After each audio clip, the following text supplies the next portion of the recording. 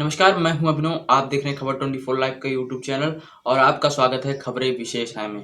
भारत में कोरोना के चलते कोरोना के मामले 70 लाख के भी पार जा चुके हैं और त्योहार जैसे कि भाई दूज, दीपावली, दुर्गा पूजा, दशहरा, छठ आदि तमाम त्योहारें नज़दीक आती जा रही हैं, जिसको लेकर यूपी गवर्नमेंट ने भी इसको लेकर नवंबर तक के लिए गाइडलाइंस जारी कर दी हैं, जिसमें दशहरा, दुर्गा पूजा, छठ, भैया दूज और दीपावली के लिए गाइडलाइंस हैं। गाइडलाइंस को जानते हैं। मेरे पास एक स्लिप है जिसके माध्यम से मैं आपको गाइडलाइंस समझाता रहूंगा। ये गाइडलाइंस केवल नवंबर तक ही लागू रहेंगी और ये गाइडलाइंस कंटेनमेंट जोन के लिए अलाउ नहीं किए गए हैं। कंटेनमेंट जोन में इन गाइडलाइंस का कोई भी असर नहीं दिखाई दे। सबसे पहले आयोजक स्थलों के लिए गाइडलाइंस में एक कॉलम बनाया गया है जिसमें लिखा गया है साइट प्लान आपको पहले से ही तैयार करके रखना होगा, यानी जो कार्य आप करने वाले हैं उसकी पहले से ही स्लिप आपके पास तैयार होनी चाहिए। साथ ही मास्क, सैनिटाइजेशन और थर्मल स्कैनिंग की व्यवस्था होनी चाहिए। आने जाने के लिए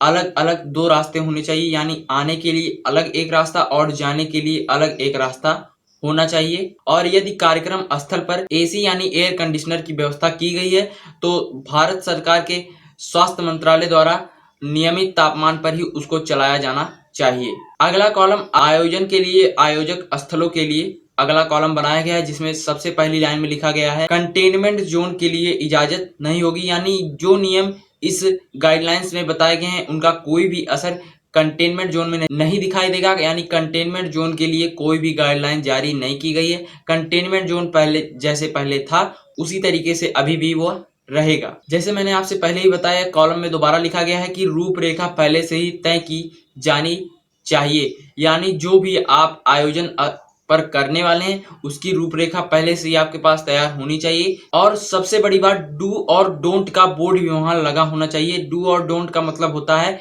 क्या करें क्या ना करें का बोर्ड आपको वहां लगवाना पड़ेगा, यानी जो भी आयोजन कर रहा है दुर्गा पूजा या दीपावली या किसी भी त्योहार का, उसे क्या करें क्या ना करें का बोर्ड वहां पर जरूर लगवाना पड़ेगा। ये बेहद ही जरूरी है। और दर्शकों श्रद्धालुओं को ऑडियो विजुअल के जरिए जागरूक किया जाना चाहिए। कोरोना के लिए मास्क इस्तेमाल करें, सैनिटाइजेशन करें, ऐसे कुछ ऑडियो और विजुअल आपके पास होने चाहिए। जो भी आयोजन कर रहे हैं उनके पास होने चाहिए, जिसके माध्यम से वो श्रद्धालुओं और दर्शकों को जागरूक करते रहें। और गाइडलाइंस में अगला कॉलम जो बनाया गया है वह कॉलम है विसर्जन के लिए गाइडलाइंस। तो विसर्जन के लिए गाइडलाइंस में सबसे पहली लाइन जो लिखी गई है वो यह है कि और यदि वहां पर कोई भी व्यक्ति कोरोना संदिग्ध या उसमें कोरोना के लक्षण पाए जाते हैं तो उसे नजदीकी क्वारंटीन या आइसोलेशन सेंटर या वहीं पर आयोजन स्थल पर ही बने आइसोलेशन या क्वारंटीन कक्ष में उसे तब तक आइसोलेशन या क्वारंटीन में रखा जाए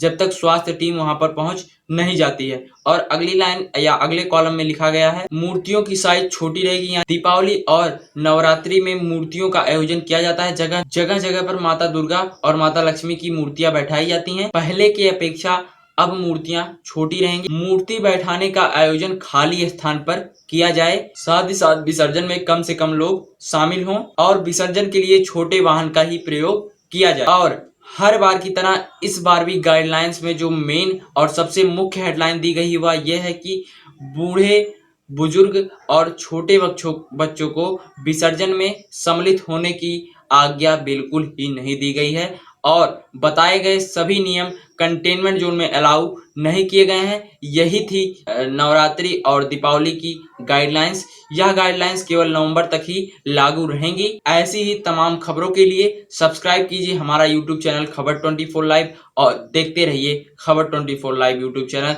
जिससे हर खबर की अपडेट आप तक पहुंचती रहे। और साथ ही साथ बेल आइकन भी जरूर प्रेस कर दीजिए जिससे हमारे न्यूज की लेटेस्ट अपडेट आप तक सबसे पहले पहुंचे। बहुत बहुत धन्यवाद।